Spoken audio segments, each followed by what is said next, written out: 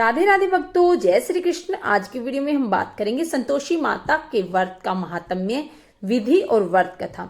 संतोषी माता के पिता गणेश, माता रिद्धि सिद्धि, धन धान्य, सोना चांदी, मोती मूंगा, रत्नों से भरा परिवार। पिता गणेश की दुलार भरी कमाई, दरिद्रता दूर, कलह का नाश, सुख शांति का प्रकाश, बालकों की फुलवारी, धंधे में मुनाफे भरी कमाई, मन की कामना पूर्ण, शोक विपत्ति चिंता सब दूर। संतोषी माता का लो नाम, जिससे बन जाए सारे काम। बोलो संतोषी माता की जय। इस व्रत को करने वाला कहते व सुनते समय हाथ में गुड़ और भुने हुए चने रखे, सुनने वाला संतोषी माता की जय जयकार मुख से बोलते जाए। कथा समाप्त होने पर हाथ का गुड़ चना गौ माता को खिलावे। कलश में रखा हुआ गुड़ चना सबको प्रसाद के रूप में बांट दे। कथा से पहले कलश को जल से भरे, उसके ऊपर गुड़ चने से भरा कटोरा रखे। कथा समाप्त कर आरती करने के बाद कलश को जल को घर में सब जगहों पर छिड़के और बचा हुआ जल तुलसी की क्यारियों में डाल दे। ₹1.25 का गुड़ चना लेकर माता का व्रत करे।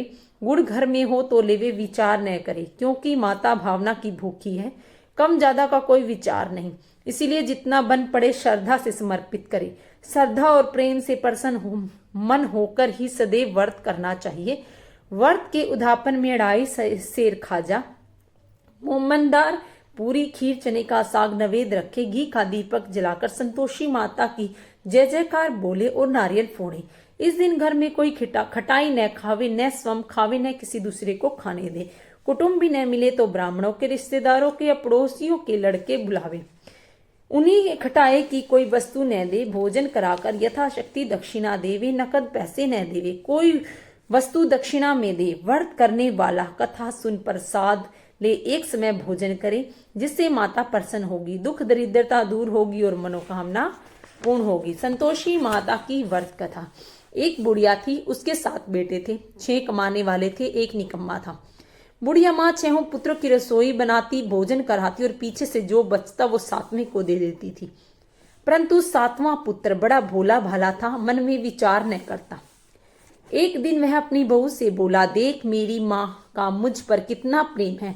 वह बोली, क्यों नहीं, सबका बचा झूठा तुमको खिलाती है। वह बोला, ऐसा नहीं हो सकता, मैं जब तक आंखों से न देख लूं मान नहीं सकता। बहू ने हंसकर कहा, देख लोगे तो मान लोगे। कुछ दिन बाद फिर बड़ा त्योहार आया। घर में 7 प्रकार के भोजन और चूरमे के लड्डू बने। वह परीक्षा लेने के लिए सिरदर्द का बहाना कर पतला कपड़ा सिर पर ओढ़कर रसोई घर में सो गया और कपड़े में से सब देखता रहा। 6 भाई भोजन करने आए। उसने देखा माँ ने उनके लिए सुंदर सुंदर आसन बिछाए हैं, 7 प्रकार की रसोई परोसी। वह आग्रह करके जिमाती रही। वह देखता रहा। 6 भाई जब भोजन कर उठे तब माँ ने उनकी झूठी थालियों में से लड्डुओं के टुकड़े को उठाया और एक लड्डू बनाया। झूठन साफ कर बुढ़िया माँ ने पुकारा, उठ बेटा, 6 भाई भोजन कर गए हैं, अब तू ही बाकी है, उठ भोजन कर ले। उसने कहा, माँ मुझे भोजन नहीं करना, मैं परदेश जा रहा हूँ। माता ने कहा, कल जाना हो तो आज ही जा। वह बोला, हाँ हाँ आज ही जा रहा हूँ। यह कह वह घर से निकल गया। चलते समय बहू की याद आई। वह गौशाला में कंडे थाप रही थी। जाकर बोला, दोहा हम जावे परदेश को, आवे कुछ काल, तुम रहे संतोष से धर्म अपनो पाल। 2 निशानी अपनी देख धरू मैं धीर, सुधी हमारी मत बिसारी, राखी मने गंभीर। वह बोला, मेरे पास तो कुछ नहीं है, यह अंगूठी है सो ले लो और अपनी कुछ निशानी मुझे दे दो। वह बोली, मेरे पास क्या है, ये गोबर भरा हाथ है। यह कहकर उसकी पीठ पर गोबर के हाथ की थाप मार दी और वह चल दिया। चलते चलते दूर देश में पहुंचा। वहां पर एक साहूकार की दुकान थी। वहां जाकर बोला, सेठ जी मुझे नौकरी पर रख लो। साहूकार को जरूरत थी। साहूकार ने कहा, काम देखकर दाम मिलेगा। साहूकार की नौकरी मिली। वह सवेरे 7 बजे से 12 बजे रात्रि तक काम करने लगा। कुछ दिनों में दुकानदार का लेन देन, हिसाब किताब, ग्राहकों को माल बेचना, सारा काम करने लगा। साहूकार के 7-8 नौकर थे, वे सब चक्कर खाने लगे। वह बहुत होशियार बन गया है। सेठ ने भी काम देखा और 3 महीने में ही उसे मुनाफे का साझीदार बना लिया। 12 वर्ष में वह नामी सेठ बन गया और मालिक सारा कारोबार उस पर छोड़कर बाहर चला गया। इधर बहू पर क्या बीती सो सुनो। सास ससुर उसे दुख देने लगे, सारी गृहस्थी का काम करा उसे लकड़ी लेने जंगल में भेजते। इस बीच घर की रोटी के आटे में से जो भूसी निकलती उसकी रोटी बनाकर रख दी जाती और फूटे नारियल की कटोरी में पानी। इस तरह दिन बीतते रहे। एक दिन वह लकड़ी लेने जंगल जा रही थी कि रास्ते में बहुत सी स्त्रियां संतोषी माता का व्रत करती दिखाई दी। वहां वह खड़ी होकर कहने लगी, बहनों, यह तुम किस देवता का व्रत करती और इसके करने से क्या पुण्य होता है? इस व्रत के करने की क्या विधि है? यदि तुम अपने इस व्रत का विधान मुझे समझा कर कहोगी तो मैं तुम्हारा बड़ा उपकार मानूंगी। तब उनमें से एक बोली, सुनो, ये संतोषी माता का व्रत है।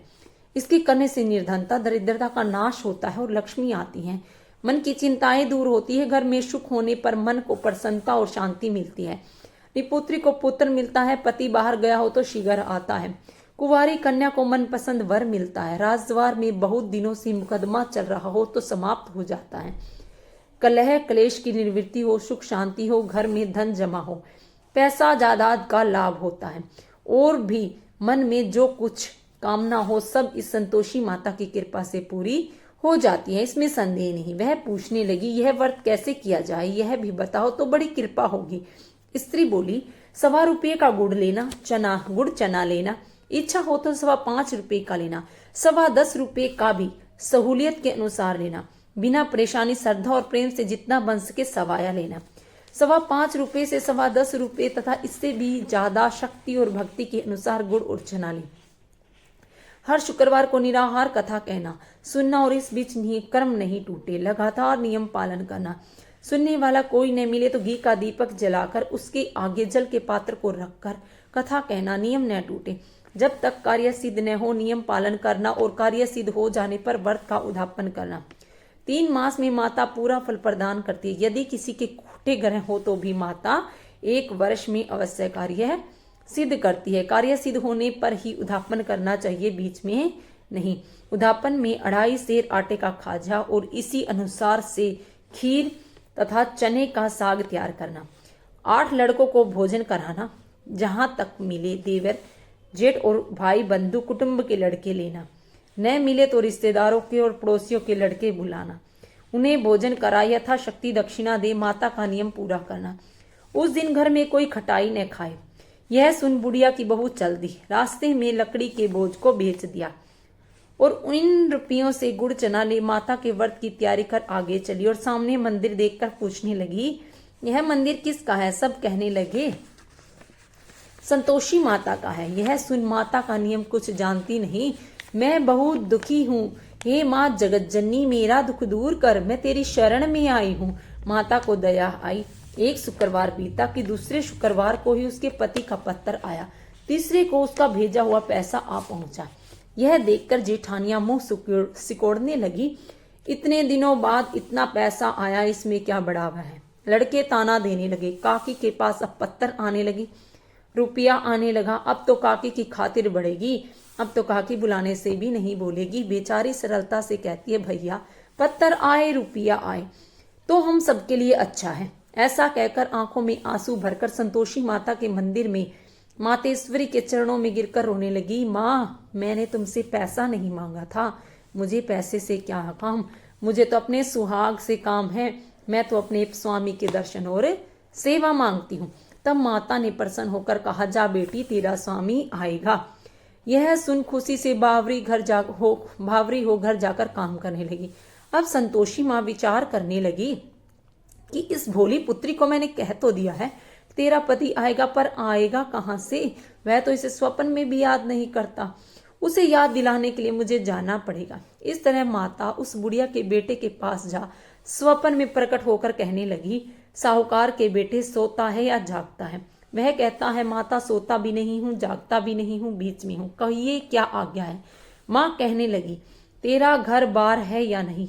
माँ बोली, पुत्र, तेरी घरवाली कष्ट उठा रही है। वह बोला, हाँ माता, यह तो मुझे मालूम है, परंतु जाऊं कैसे? परदेश की बात है, लेन देन का कोई हिसाब नहीं, कोई जाने का रास्ता नजर नहीं आता, कैसे चला जाऊं? माँ कहने लगी, मेरी बात मान, सवेरे नहा धोकर संतोषी माता का नाम ले, घी का दीपक जला दंडवत कर दुकान पर जा बैठना। देखते देखते तेरा लेन देन सब चुक जाएगा, जमा का माल बिक जाएगा, सांझ होते होते धन के ढेर लग जाएंगे। अब तो वह सवेरे बहुत ही जल्दी उठ मित्र बंधुओं से अपने स्वप्न की बात कहता है। वे सब उसकी बात अनसुनी कर हंसी उड़ाने लगते हैं। कहीं स्वप्न भी सच्चे होते हैं। एक बूढ़ा बोला, देख भाई मेरी बात मान, इस तरह सांच और झूठ कहने के बदले देवता ने जैसा कहा है वैसा ही करने में तेरा क्या जाता है। अब बूढ़े की बात मानकर नहा धोकर संतोषी माता को दंडवत कर घी का दीपक जला दुकान पर जा बैठा। थोड़ी देर में वह क्या देखता है कि देने वाले रुपया लाए, लेने वाले हिसाब लाए। कोठों से भरे सामानों के खरीदार नकद में सौदा करने लगे। शाम तक धन के ढेर लग गए। मन में माता का नाम ले प्रसन्न हो घर जाने के वास्ते गहना कपड़ा सामान खरीदने लगा।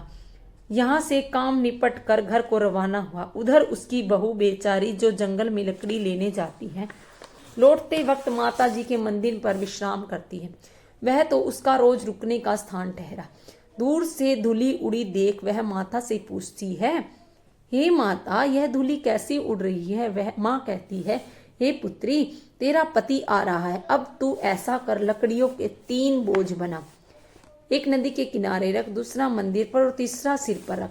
तेरे पति को लकड़ी का गट्ठा देखकर मोह पैदा होगा, वह यहाँ रुकेगा, नाश्ता पानी बनाकर माँ से मिलने जाएगा।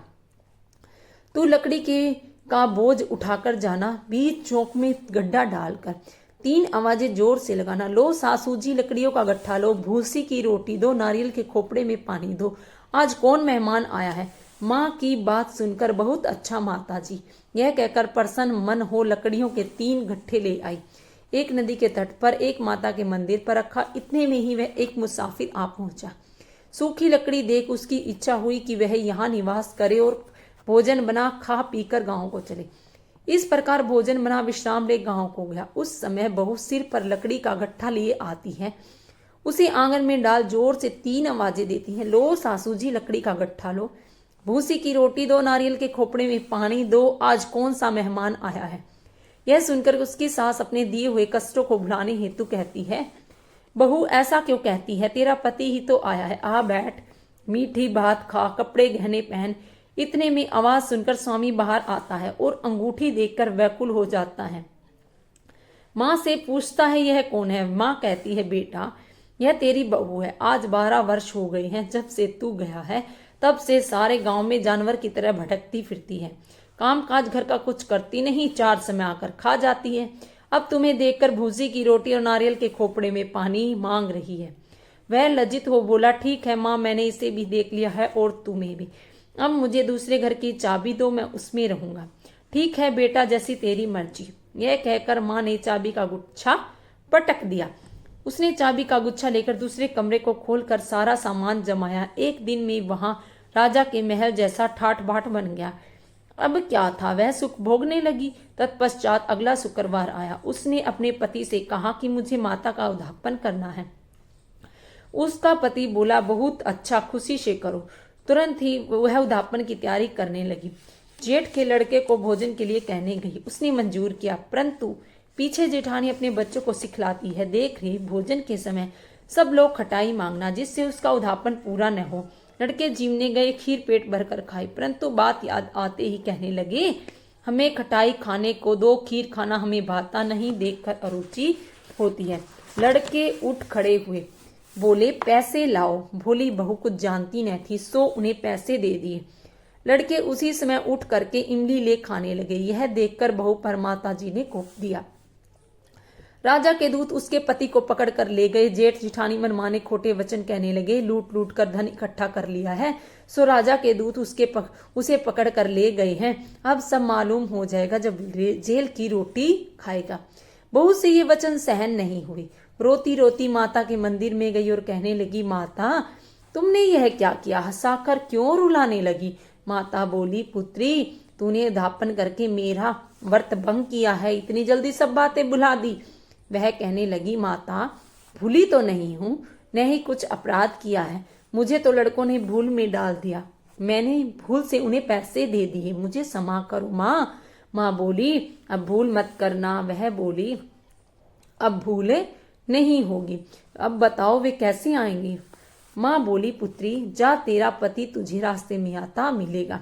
वह निकली, रास्ते में पति आता मिला। उसने पूछा, तुम कहाँ गए थे?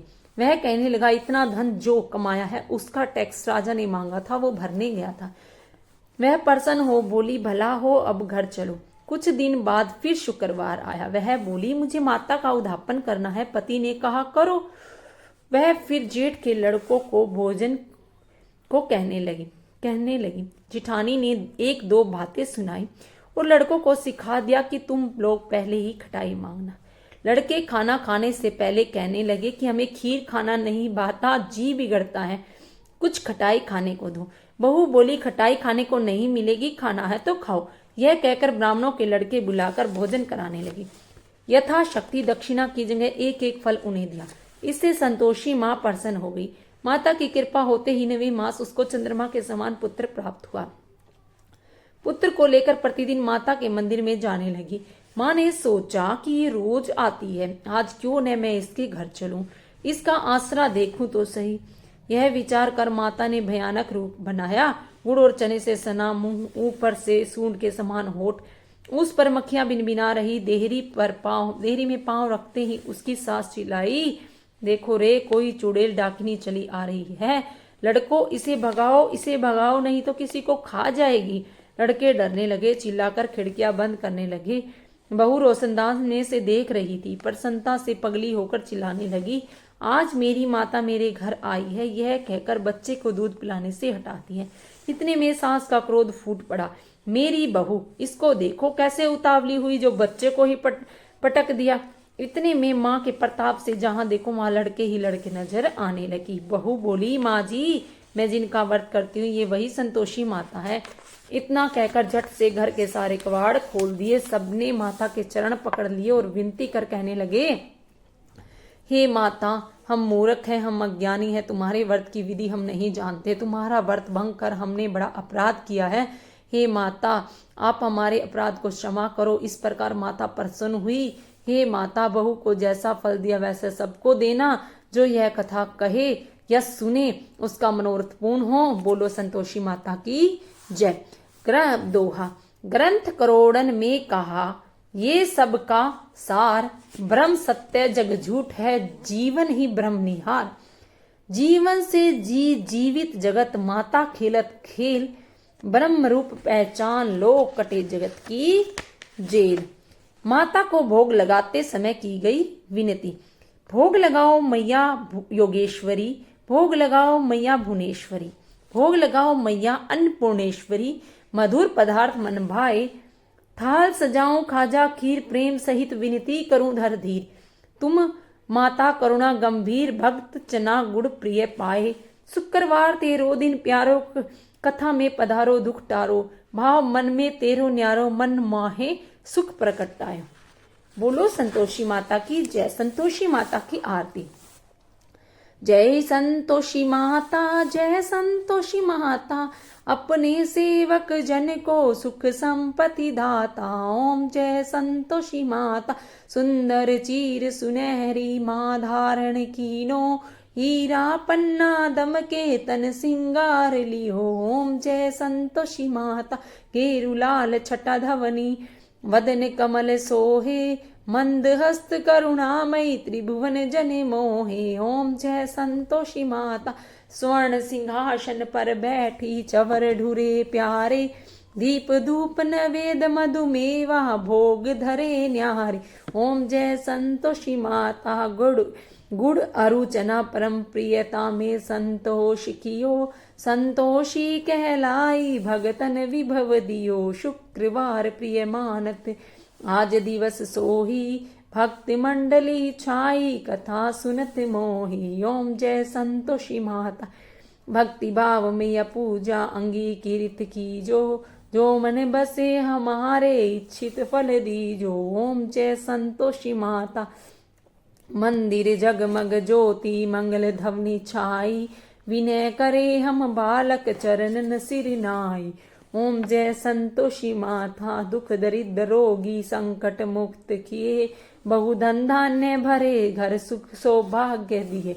ओम जय संतोषी माता, ध्यान धरो जाने तेरा मनवांछित फल पायो, पूजा कथा स्मरण कर घर आनंद दीजिए। ओम जय संतोषी माता। शरण गहे की लाज राखिए जगदम्बे, संकट तू ही निवारे दयामयी अम्बे। संतोषी माता की आरती जो कोई जन गावे, रिद्धि सिद्धि सुख संपत्ति जी भर के गावे। बोलो संतोषी माता की जय। राधे राधे भक्तों, जय श्री कृष्ण, हर हर महादेव।